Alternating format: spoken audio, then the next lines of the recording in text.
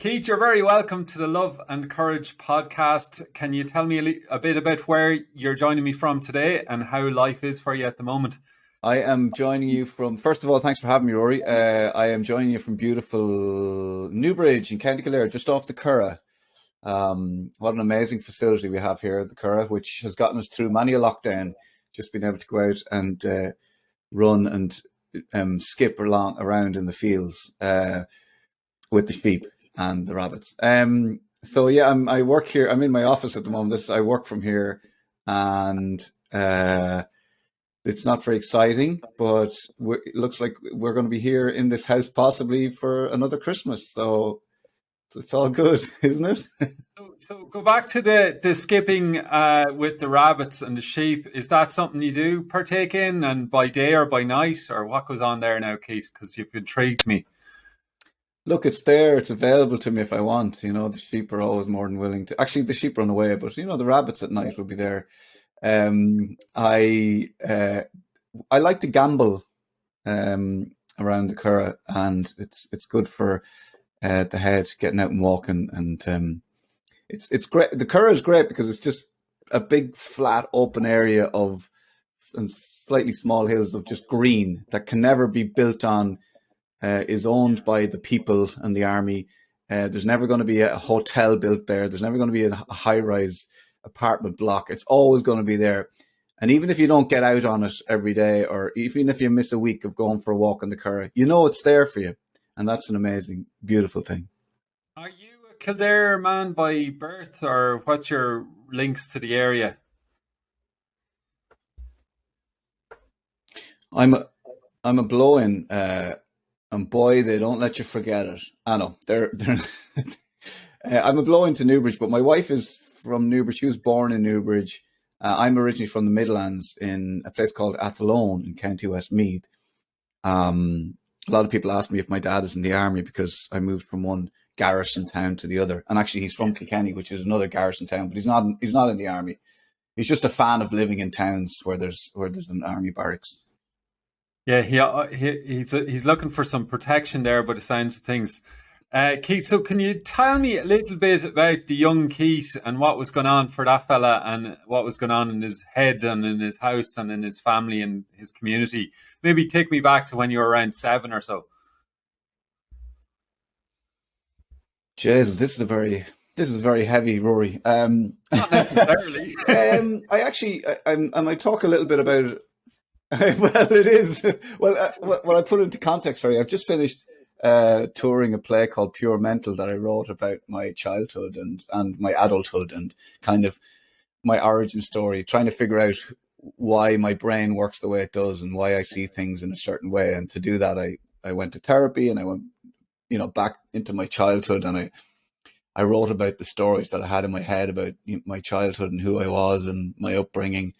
And I suppose on the face of it, like it was quite a nice upbringing. I lived in a housing estate in Athlone, in a fairly sizable um, town in the Midlands, and I went to school there. And yeah, I have four sisters, my mum and dad, um, and I suppose unremarkable, really, just a regular kid going to school.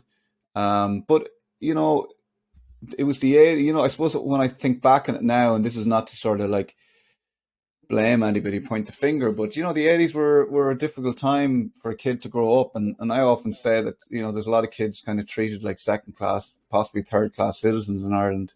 It's probably something we need to look at some stage. But there's probably bigger issues that we need to deal with properly first. But yeah, I mean, there was no shortage of angry adults in those days. My own, even my own parents would have uh, we would have used physical violence as punishment, and then you go into school and it's the same thing. So um, I suppose as a kid, I grew up uh, as I suppose if you want to get if I want to psychoanalyze this, and sure we're here, we might as well.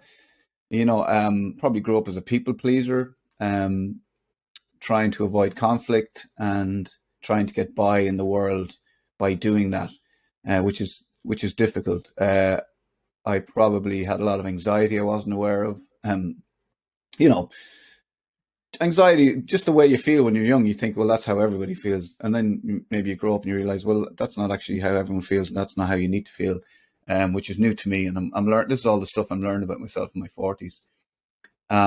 But yeah, a strange, like a very normal upbringing for Ireland in the 80s. But for me, looking back on it now, that was strange. And it is strange for a lot of people. And a lot of people identify with that strangeness of growing up in a house where you might have had good times, but the problem was that the good times could turn into bad times so quickly that you never really got to enjoy the good times, and you're always just on your guard, especially around adults. And that was they were my formative years. Sorry to get all heavy straight away. Yeah. I hope this isn't a comedy podcast, Rory. No, it is definitely not. I'm not. I don't do a great line in comedy myself, but no. Like what's coming to mind there, Keith, is, and firstly, thanks for sharing that, because I'm very conscious that for anyone to divulge or reveal or share any of the more intimate parts of themselves, it's a privilege for others to hear it and learn from it, but also to connect with it, because the truth is that there are echoes of that in so many of our own families and listeners and myself, and there's components within us all. But also then there's the multi-generational aspect, that if we had these angry adults, then why were they angry? And, where did they get it, and what pressures were they under? And that's not to excuse anything, but it's the whole kind of gambit that once you start unpeeling the proverbial onion or whatever, Pandora's box, it just opens up wider and wider. But for me, it's part of understanding who we are individually, but also as a country as well, and trying to unpack ourselves a little bit. Yeah, and I think just on what you said, like it's that fear of blame and pointing the finger and guilt and all that stuff, sort of bundled up into one big weird traumatizing package. And absolutely, like in the play Pure Mental, I talk about my own mother especially, and but it's not to point the finger, it's to try and understand where she was coming from as well, and her experiences, and what happened to her life. I mean, one of the examples I gave with regards to my mother, like as she was taken out of school, she wasn't allowed to finish her own education, which was something that she would have loved to have done. So she kind of ended up in a situation where she didn't really have any control over, the line is like, what about her hopes and what about her dreams, and where did that come from? And I would have some inkling of maybe her upbringing, although she's chosen not to share that with me. But and then where did that come from? So I mean, as a country, we're dealing with a lot of historical trauma. I suppose going back to maybe 800 years, and the Brits, we could look that direction. But again, we don't want to point the finger, but also the famine and then the rising, and all these different things, and the effect of the Catholic Church had on the country, which shouldn't be, which definitely needs to be looked at. And it's the problem. The problem now isn't that nobody wants to point the finger. It's just that we need to deal with this stuff, and we need to be honest, and we need to be transparent. And it's upsetting then when the report comes out about the mother and baby homes that the government tries to point the finger back at the families, instead of actually just dealing with what's in front of them and being generous and kind to the victims, which was very upsetting for me, because I thought that as a country we'd gotten to a stage where we could deal with this stuff properly. And my God, we went back, just with that report and how we dealt with it, we took a massive step back.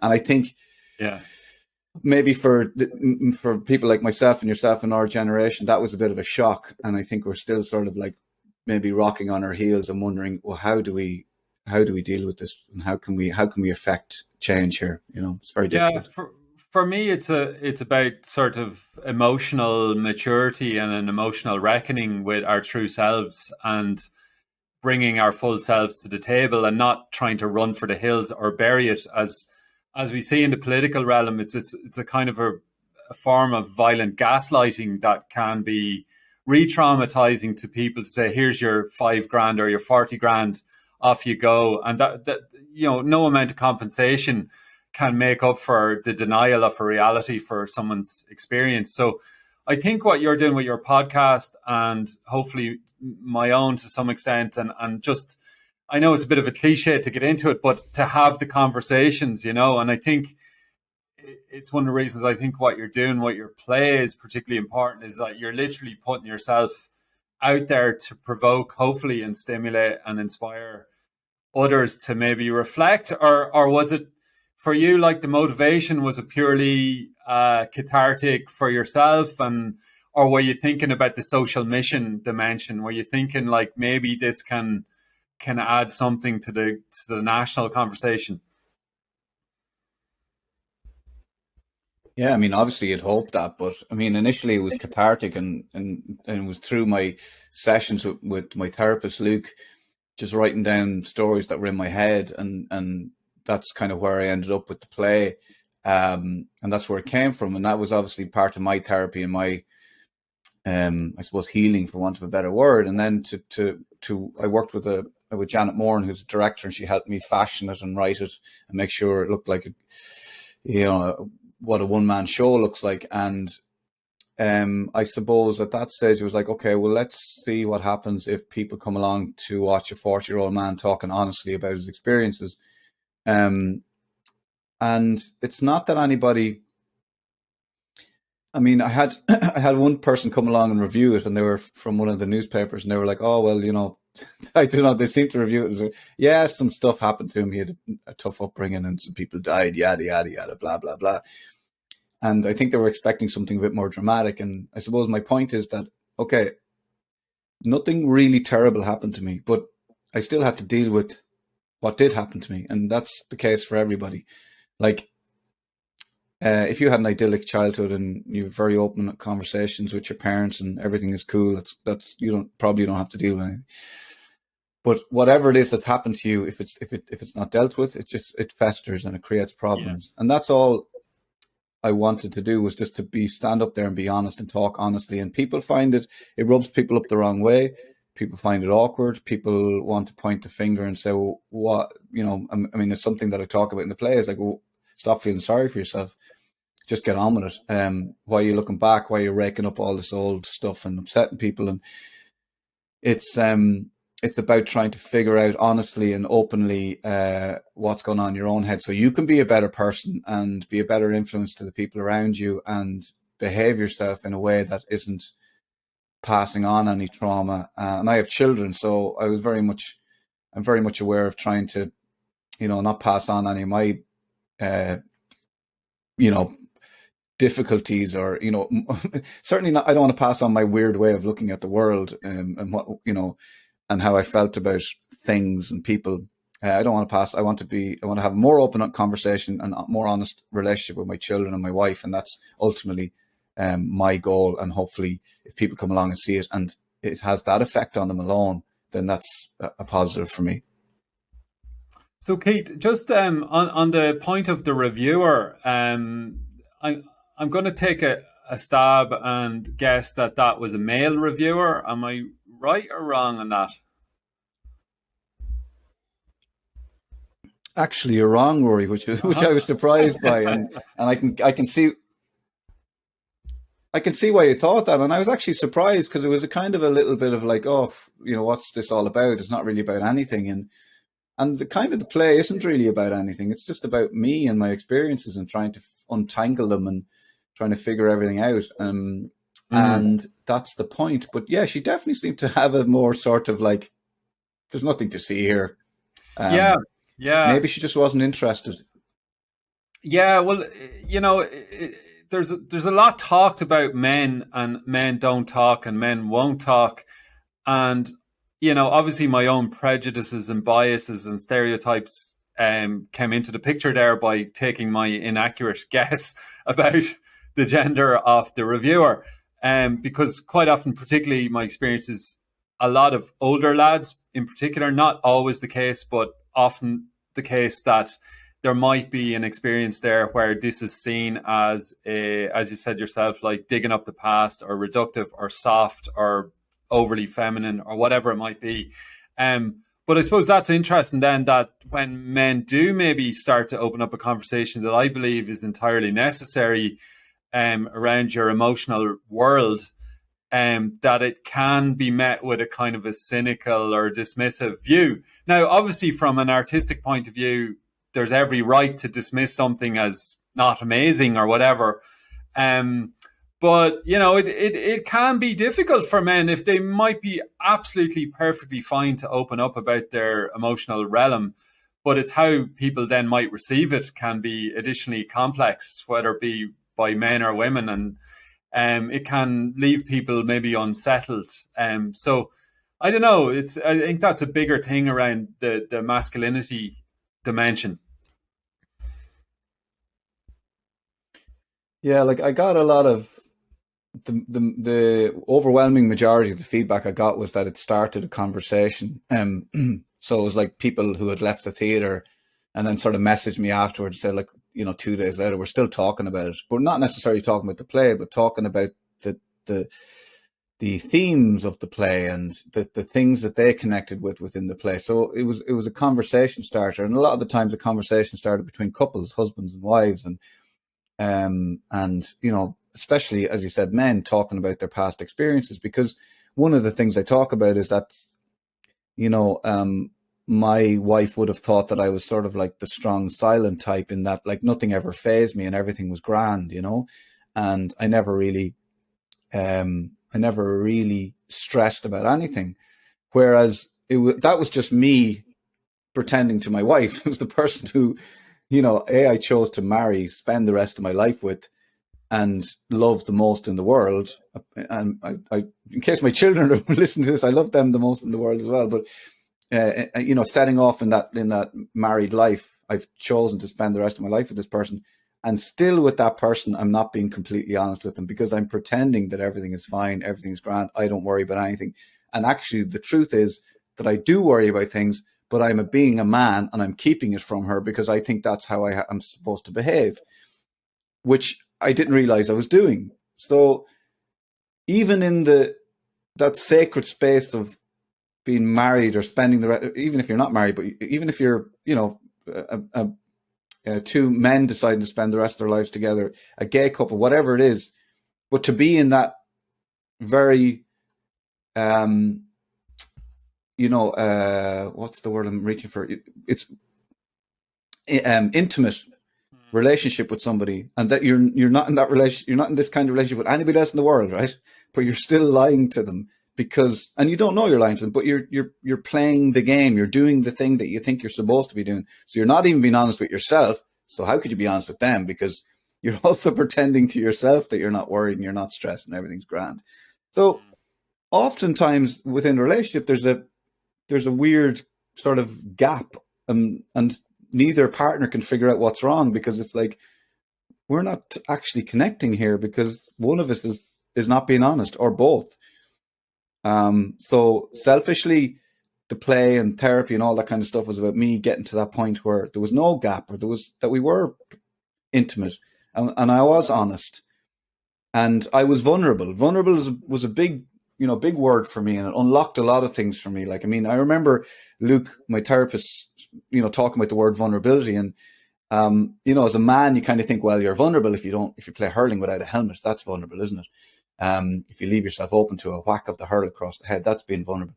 Like, I didn't really understand what he meant by being vulnerable. And then as he explained it to me, I was like, okay, so it's okay to admit that you don't have everything figured out. It's okay to admit that you haven't got a handle on stuff, that everything isn't grand. You don't have to pretend that you can be totally honest and, be upset and cry and, tell your wife that, I'm kind of freaked out about this situation, this scenario. And once I started to figure that out and live a more vulnerable life and a more honest life, it just changed things for me completely. I was able to do things like meditate, or I was able to do things like have proper conversations. I could say things to, like, with my son, like if he was crying, my instinct would be like, oh, stop crying, that's the instinct. But as I discovered this whole vulnerability world, I was able to say to him, I remember an occasion where my son was crying and my instinct was say, oh, stop crying, it'll be grand. Whereas I was able to go, I kind of caught myself, and I went back to him. I said, actually, do you know what? No, have a cry. And that was that was fine, you know. Um, so it's all those things Yeah. that once you sort of start discovering this whole vulnerability and honest side of life, things improve in a beautiful way. What were, if you don't mind sharing, Keith, some of the factors along the way that sort of propelled this? I'm going to use the journey word, but propelled the journey, or the change in gear. You know, from the guy who's to some extent pretending or getting on with it to the guy who suddenly realizes, or maybe it wasn't sudden at all. You know, what were the considerations that led you into therapy or led you to realize that something needed to be looked at? Yeah, so I mean, the catalyst was, and it happens to a lot of men in their forties. Like I lost a job that I liked doing. I was the breakfast show. I was a presenter on the breakfast show in 2FM, and that finished up sort of suddenly. My reaction to that was to feel an immense amount of rejection and sadness and be upset and angry. Um, and it was my wife kind of said to me at that point, she said, "Would you consider like talking to somebody?" And you know, it kind of, I suppose, it had been something in the back of my mind, but not really. I was quite good at you know, making sure I was looking after my body physically. I was quite good at, you know, the food I ate and stuff like that. You know, I was good at, you know, going to the gym and going for a run and all that. But I never really looked after my mental health. And I don't think that it wasn't like it wasn't like I was in, it wasn't like anything bad had happened to me, but I was definitely feeling upset and angry. Um, I don't think I'd quite had a breakdown, but I'm sure I was probably heading that way if I hadn't gone to speak to someone, if I hadn't dealt with it.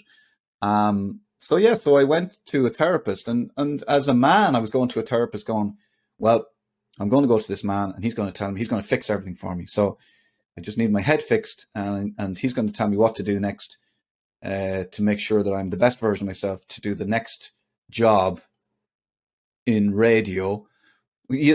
Like I had, I suppose I realized later I had attached a lot of my who I felt I was as a person to my success in my work and my career and my job. So that's why it affected me so much. And that's why I felt so devastated by it, because I was like, well, who am I if I'm not this guy on the radio? And if that's not even working, and if RTE don't want me, then that, you know, what's the point? Or what, you know, what am I? And that was the catalyst, but that it wasn't like I went to Luke and he fixed everything. I went to Luke and we chatted, and I figured out a few things about myself over time. And one of them was, the reason for the catalyst was that I'd connected so much of my success as a person to my job, which I now realize was wrong. Um, what you do is, you know, what your job is inconsequential in that you should do stuff that you like doing, but don't do something that you think is going to impress other people. Like, do it for yourself. Anyway, so that was kind of like the catalyst. And then the big realization was, I know why I felt so upset, because I was so connected with this. You know, I liked being the guy going, even to my own parents, like saying, "Oh, I'm doing the breakfast show on 2FM. I'm anti-successful. Isn't that great?" And that meant a lot to me to be able to say that. Whereas now, I don't think I'd even ever bring up my job to somebody if I was having a conversation with them. Um, and weirdly enough, just to sort of finish off that train of thought, at the same time, even though I was so connected, I connected success as a person to my job. Even though I did that, at the same time, if I spoke to somebody about my job, my work, and they asked me how the job was going or how work was going, if I met a stranger at a party, oh, you do the breakfast show on 2FM, do you like it? How's it going? And I wouldn't know genuinely what the answer to that was. I would say to them, well, do you like it? How do you think it's going? I wouldn't even, I'd be looking for other people to tell me how it's going. Am I enjoying it? Is it successful? Is it a ratings hit? Are the bosses enjoying it? That's how I knew if I liked it. So I couldn't actually tell anybody whether I actually liked it or not. I was like, well, I'm doing it. They haven't sacked me yet. I'm turning up every day. I was very good, very dedicated, very good at getting up and getting on with the job, but I couldn't have told you whether I was enjoying it or not, which is very strange. Looking back now, Keith, with just in the rear view mirror, do you think you enjoyed it?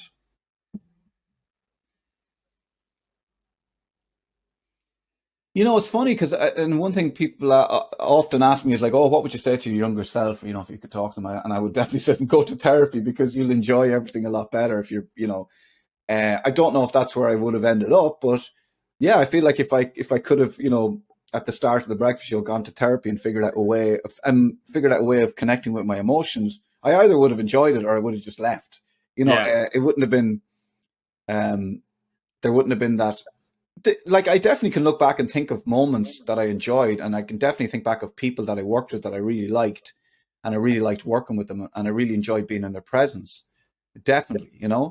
But whether I enjoyed the job, whether I enjoyed the stress, the cut and thrust of that industry, I wouldn't be able to say for sure. I mean, there's probably moments where I would have told people to go themselves, but I was quite passive in my role in there. So in you know, so it's hard to know. But yeah, there was definitely people I enjoyed spending time with and moments I really enjoyed. But I don't know, I couldn't tell you.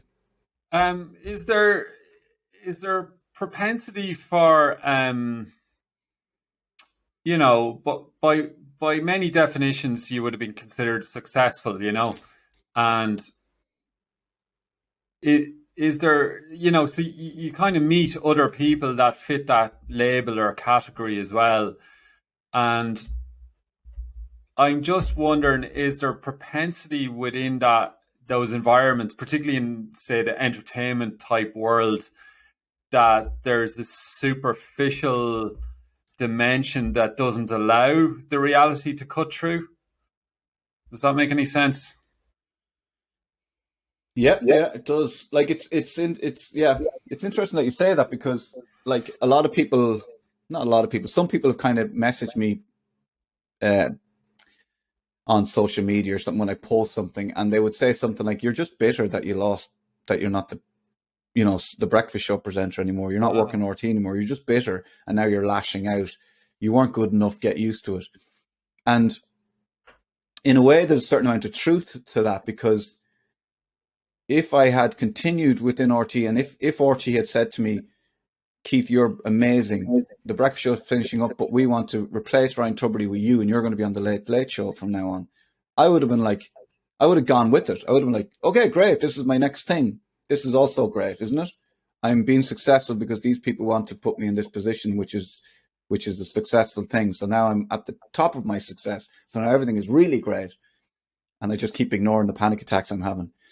Um, so that's the problem in that, yeah, as long as everything's going well and you're getting the next job and whatever, you don't really question it. There are people that I have met that I have looked at and I've worked with and are very successful, and I would look at them and I would be like, what is going on inside that head of yours? Because you're not in any way connected with the realities of the earth and other people, and you are absolutely I remember somebody describing somebody as like I don't know who it was. I think it was Tommy Tiernan, and I was in his company, and he talked about the other person that was in the room, and he was like, if I he tried to play him like a guitar because he was so tightly wound up. He was like, "I could get a good chord out of you now," like he's like ding, because this person was so definitely present in the room and with us and having a conversation, but also so fucking tightly wound up that it was it's just something. I'm sure you've come across people like that yourself, like that. They're definitely there in the present and they're doing probably a good job, but you just wonder in what way are they connected with the people around them and with themselves because they just seem so tightly wound. And I think in the same way that sometimes to look after yourself, you have to put the blinkers on and ignore everybody else. In some way, to be successful in that job, you have to be selfish in a different way and put the blinkers on. I wonder, is there a way of being healthy mentally and also successful?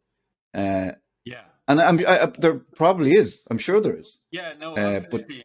it would take, for me, it would take a lot of work. Yeah, I watched a video on this very topic this morning. It was just a little 3 minute thing that came my way through the algorithm somehow on YouTube. But it was just testimonies about what a great guy Keanu Reeves is. And the fact is that he's just a really, really nice guy, and everyone loves working with him. And I don't know, I know very little about, films or pop culture or whatever, but, seeing The Matrix and different movies he's done, like, he's obviously like profoundly talented. He seems to avoid getting into the headlines for bad behavior or doing stupid stuff. And the little that you do see about him when he pops into the media, he seems to be really, really insightful and somewhat wise. But yet, so he's managed this kind of world of success and Hollywood and all that, but yet to be defined and seen as just a really good person ultimately is I guess what we're talking about is being a rounded person, and like what good is all your success, whether it be financial or your CV or how many ratings you have, if people don't ultimately think you're a nice person or they like you. So I don't know. I think, like, for me, I think we have to kind of interrogate this word success a lot more. There's all sorts of assumptions that we grow up with around what it means to be successful, particularly for a fella. And maybe some of it goes back to bring home the bacon type stuff. But increasingly, I define success, as being a kind, decent, caring person to your wife, to your family, to your community. And if you get the big, huge outwardly stuff, then good on you, fair play. But if you're a local plumber or a carpenter and no one's ever heard of your name outside of your parish, who cares? It's I don't know. I question this kind of ever that we have to be climbing the proverbial elevator or escalator, going up climbing the ladder, I suppose. I think Keanu Reeves is a really good example because I mean I don't know the guy obviously, but and same as yourself, it's just from what I see and what I read. But he looks like a guy who I think there's a place where you can do the work and be really honest and vulnerable.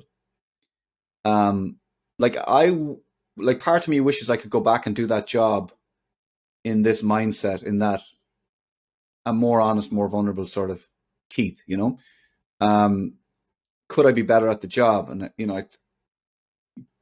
either I could be better at the job or I'd realize this isn't the job for me. But I think he obviously, got himself to a place where he could be honest about the work he did.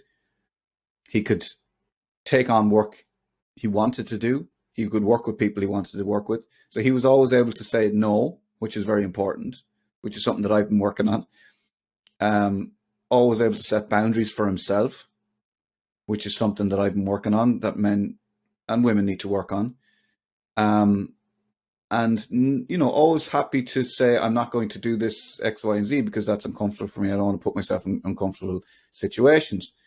So all those things are things that, I mean, people talk about, do the thing you love and you'll never work a day in your life. Well, you've got to do the thing you love, but then you've also got to, within doing that thing you love, you've also got to create boundaries. You've also got to say no to people. You've also sometimes, you also have to put yourself first, so there's all those things that come with doing the job that you love. It's like, having the ultimate respect for yourself, and a weird thing for a man to say, but learning how to love yourself. And then you can start about doing the thing you love, and be that plumbing or be that carpenter or be that on the radio, whatever, but you're coming at it from the right place, then a place of respect for yourself, and then respect for the people that you work with, and respecting other people's um, uh, ways of working as well, which is a big thing. But that all comes, that all happens once you do your own work. Once you do your own work and you realize your own failings, you're much more open and aware of other people's, ways that they need to work in, if that makes sense. Yeah, it does indeed. I've heard you talk about alcohol a fair bit on your own podcast, which is excellent, by the way. And I'm just curious to learn a little bit more for listeners of this podcast of your own, early experiences, how alcohol played a role in your life and how you've arrived at your current view of alcohol and alcohol culture specifically in Ireland. Yeah, I mean, it's a very big question, especially this time of the year coming into Christmas, and we're all talking about the pubs having to close at 8 and alcohol and all that kind of stuff. And the fact of the matter is, I mean, I'm not preachy about alcohol. I do my own thing with it, and my wife likes to drink, and a lot of my friends like to drink. I don't put in or out on them. I'm happy to go to the pub. I'm happy to hang out with people drinking. It doesn't bother me. But the fact of the matter is, over Christmas, a lot of people are going to be sick, and a lot of bad things are going to happen as a result of alcohol, which we don't really talk about. But it's going to be a scary Christmas for a lot of people because of alcohol, children, wives, husbands. Um, and that's something that at some stage we need to look at, because fortunately or unfortunately, a lot of people who drink are quite responsible with it, as in they can manage to get on with their lives and drink. And that they're the people you hear from the most when there is talk of uh, the evils of alcohol. They'll be the loudest saying, well, look, I just like to go out for my few pints and I'm very good. And you're like, well, yeah, that's okay. But, you're not living at home with an alcoholic and being locked down for a few months with an alcoholic. So they're the people we're talking to. My own experience with alcohol was that as I got to a certain age, and not realizing, this is only, as you said before, looking in the rearview mirror, not realizing, but I had a tremendous amount of anxiety. So drinking was like sweet release. It was like, oh my God, this is great. I feel so relaxed.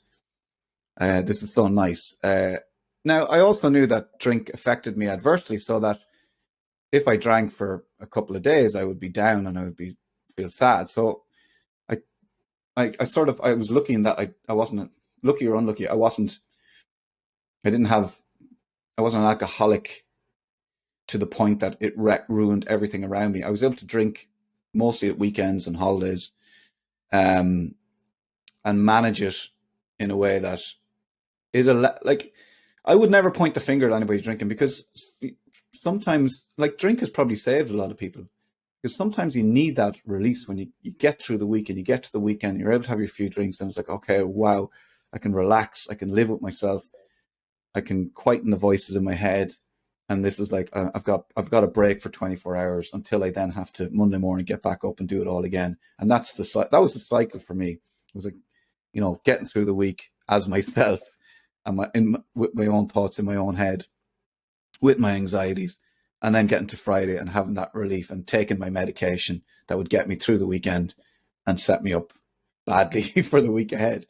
And that's what it was. Like, I as a youngster, I drank I drank my fair share. Like, I don't look now that I don't drink, I don't look back and go, oh, I wish I drank more. Like, I definitely drank my fair share, and probably possibly other people's fair shares. Like, it was a lot of like crazy drinking, like book fast, but also, at weekends being away and, getting up in the morning, 10 o'clock, and starting drinking. And just, I have a lot of drunk crazy stories, which are kind of funny. And I could continue drinking and have them as funny stories about me. But now they kind of seem a bit, they upset me a little bit. But the thing about giving up drinking or not drinking anymore was, I didn't have a conscious, it was always something in the back of my mind, like, I'd love to just not drink. I'd look at people who don't drink and I'd be like, oh, I wish I just didn't drink. Or, you'd look at celebrity who drank a lot and then gave up, and now you're kind of like, oh, I want to be like that. Or, it was always something I was aware of. If I was listening to an interview or watching somebody, I'd want them to mention how much they drank every week, because then I'd know I was okay. But I didn't really have a plan with regards to giving up drink. It was only when I went to therapy and did about a year's work that something clicked. And I don't know whether it was the vulnerability thing or the whatever thing, but I stopped. And I think it was because I dealt with whatever was going on in my head. So I didn't have that anxiety. I dealt with the stories I was carrying around. I dealt with the beliefs and the whatever I'd grown up with. And everything was just quieter. And I felt my general mood was better. So that when it came to, I remember I gave myself a challenge a couple of years ago to give up the booze at January for 100 days. So it was 100 days of no booze. And I did that. And it came to sort of the end of the 100 days of no booze. And my wife says, oh, do you want to have a glass of wine? You're done now. And I was like, And I knew in that moment, I was like, I feel better now than I will after 2 or 3 glasses of wine. And I definitely feel better now than I will tomorrow morning or Monday morning afterwards. I did a thing where one of the weekends after that, I decided to drink as much as I used to from Friday to Sunday just to see what it was I used to feel. So I had stopped drinking. It was 6 months into, hadn't drank at all. I drank for a weekend, and that Monday, Tuesday, Wednesday, I was like, I'm never drinking again. I hate this feeling. I felt like something terrible. I felt like something, I just had this tremendous, overwhelming sense of doom, like something terrible was going to happen. But something terrible was going to happen to me, and I deserved it because I was a bad person. I was like, oh my God, I completely forgot about this feeling. This is horrible. Like, it's just the weirdest thing. Like, you think you see a guard car and you think they're going to arrest you. You see somebody looking at you sideways and you think they hate you. It's just horrible. So horrible. And that was it for me. I was like, right. That was my little experiment, and it just confirmed everything for me. And I always have that in my back pocket when I think about having a drink. I'm like, do you remember the weekend? Do you remember how you felt afterwards? Yeah, I do. I remember. Yeah, I'm not drinking again. So that's it. Like, and I wouldn't be. It's a personal thing, I think. I mean, apart from the fact that alcohol ruins a lot of people's lives and stuff, and and a lot of people from this country die horrible deaths from drinking. I wouldn't be preachy about it, and I'm happy to allow those around me to have a drink, but I am a very happy person not drinking. Good on you. So I think I read on Twitter or one of the platforms that you are getting back into a bit of music after a bit of a pause or a significant pause. Is that correct? Did I read that right? Are you getting back into playing a bit of guitar? Well, look, I'm in the middle of stringing it up. Look, I've only got 2 strings on, and it's not tuned. Strings, sure. What But more do you need? this is an old Yamaha. I only need Load 2 strings. This is an old Yamaha guitar that's been hanging around for years. I think my dad bought it in the '70s, um, and it's just been there. It needs new bits and pieces, and new strings. And I just said the other day, I played the guitar just as a hobby, just for myself. I mean, when I was younger, I would have I wrote songs and did a few gigs and stuff like that. But it's just something. I think for me, the guitar in the corner was the final. Like, I kind of got back into writing through therapy. I'm starting to enjoy even listening to music more now. And that was the final thing, was the guitar in the corners. In my head, it was like, I'll get new strings for that at some stage, and I'll get the welts on my fingers back, and I'll start playing. Even just, I went to a wedding. My niece got married recently, and I was even like, I'd love to just get up and play. And I got up and sang, but somebody else played the guitar, and I was like, I should be able to get up and sing 3 or 4 or 5 songs at a wedding. That would be great. So that's my plan now, is to string the guitar up and get back into learning, have a bunch of songs, get me welts back. And, I think it's important creative release for me. So, and I also have a 13-year-old son, and I really want him to see me playing the guitar and to get that connection between, joy and playing an instrument and music and all that kind of stuff. So, and maybe it's not too. I have a 19-year-old daughter as well, so it could. I hope it's not too late for her to see it as well. It was funny because my son is 13, and he said, "Do you play the guitar?" And I was like, "Yeah, well, yeah, it just happened in obviously over 13 years." Which is kind of sad, So that's the plan. We'll see. I have 2 strings on. I'm making progress. It's slow. Tune in next week for the third string episode. Yeah, Excellent, yeah. Keith. Well, I look forward to hearing and seeing that music in motion, and I think it's a beautiful way to end. That the music is it's not, you're not quite getting the band back together, but it sounds like there's something about to brew there, and it's exciting to hear it. So fair play, and congrats on the play, and on all that work, and sharing so honestly about the therapy and the journey that you've been on. I think a lot of people will get a lot from it. So thank you. Well, thanks for having me. Yeah, I'm hoping that I will get a small. I'll write and release songs, and I'll get a small band of followers who are interested in listening to a person who can't quite play the guitar and can't quite isn't the best singer, but has a lot of heart and a small amount of regret. So Lovely. I'm Thanks, going to be a Keith. successful indie artist. Good man. Cheers, Rory. Thanks, Lon.